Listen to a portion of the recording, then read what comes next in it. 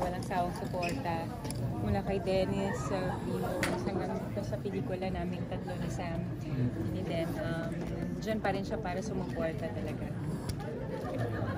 Siyempre masayang-masaya, lalo na simula last year pa yun nga sa pelikula, mula Metro Manila Film Festival pa hanggang ngayon.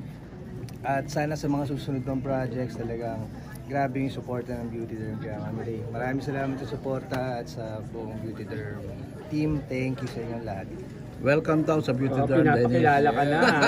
Salamat. Siyempre may big launch pa yan. Sarap maging parte ng isang grupo at pamilya na to. Pero naramdaman mo na ba yung pag-aalaga ng Beauty Derm kahit hindi ka pa na-launch? Oo, yun na nga eh. Hindi pa man eh. Grabe na. Ano pa kaya pag nagkatuloy-tuloy na talaga. Kaya sobrang exciting sa mga mangyayari pa in the future with Beauty Derm. Kaya thank you sa pagtanggap sa akin dito sa pamilya ninyo. Sam. Yeah, same. I've been a part of Beauty Derm for about 2 years, a little over 2 years. And ever since, she's napakabait talaga. Si Ma'am Rey. Sobrang bait. Grabe siya. Napaka-generous, napaka-supportive, and super thankful din kami for this vlog screening and how much support she's given us para sa movie na. Yung dynamics niyo as friends, mas naging okay ba? Nag-level up with this project?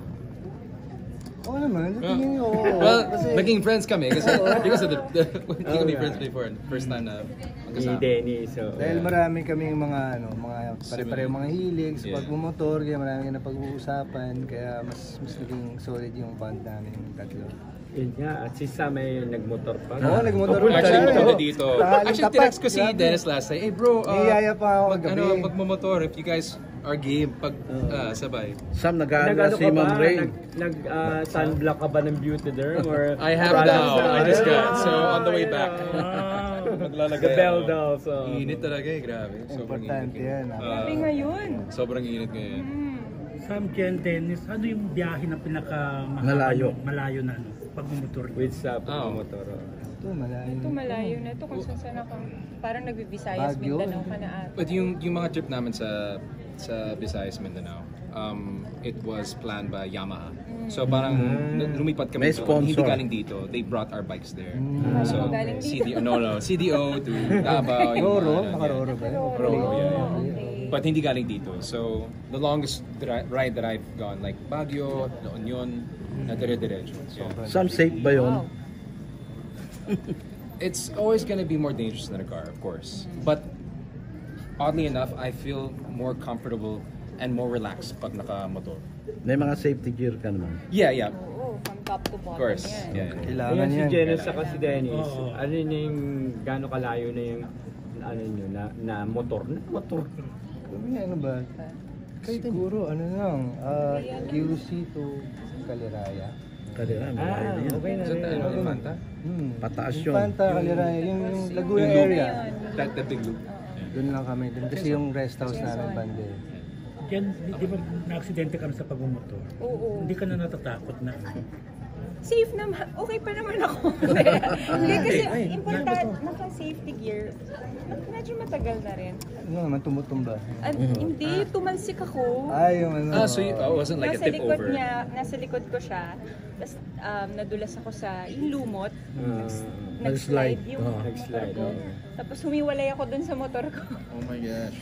Pero grabe yung... Hindi naman sobrang bilis yung importante talaga yung gears, Safety yung gear, helmet. Yung helmet ko parang dent lang may konting dent lang. Ako safe naman ako, wala naman akong kahit. Tapos, anong masasabi mo, Sam, sa mga papasok sa PBB Celeb since naging produkto ka ng PBB? Anong masasabi ko? Parang payo. Just be yourself. And enjoy. It's something to enjoy. I mean, it's a blessing to be part of PBB. Just enjoy the journey of being a part of it. Yeah. Malaki utang na loob mo ron, di ba? Sobra. I mean, ako wala akong acting experience, hindi ako singer. Guwapo lang. Over naman yun. I had no confidence at all. I was the last person you would think na papasok sa showbiz. And because of PBB, diba, parang just launched my career. Yes, sir. Nag-movie, and teleserye, and album right after PBB. So, yeah. Jen Nilin, halimbawa alokin kayo Oo, pumasok sa invite, PBB. Din, no? Invite din kayo. Oo.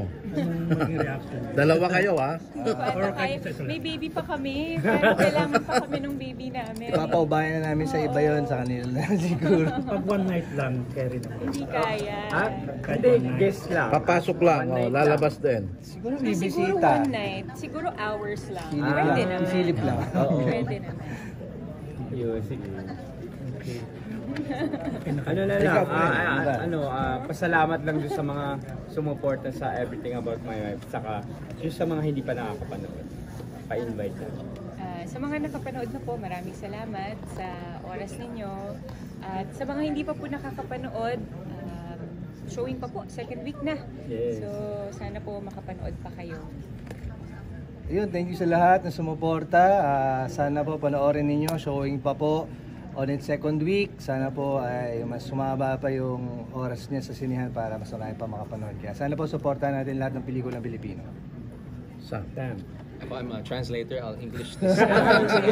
Go, English Sam. version. No, thank you to everyone that's already watched. Sana nagustuhan niyo po. And to everyone that hasn't seen it, please, it's still out, obviously, second week.